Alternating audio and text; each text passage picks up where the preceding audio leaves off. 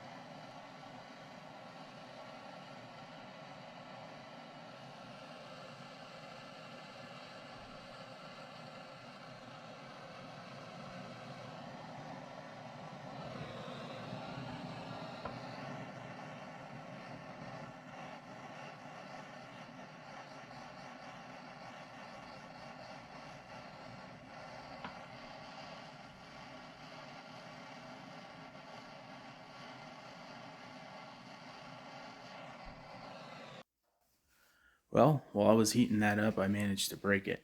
So I got the whole mess going on here, but I broke one of the flanges off.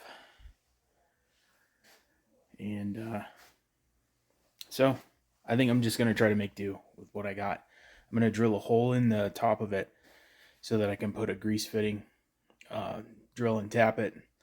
And I'm just going to fill the entire housing with grease and see how long it lasts. And then when it breaks, then I'll worry about getting another housing. They're about $100 for just one piece of it because the whole thing is serviceable and it pulls all apart. So you can't just buy the whole assembly. I did see it listed once. I seen one in the entire country a few months back, but it seems like it's gone now, and it was like $700 anyway. So that's what I'm planning.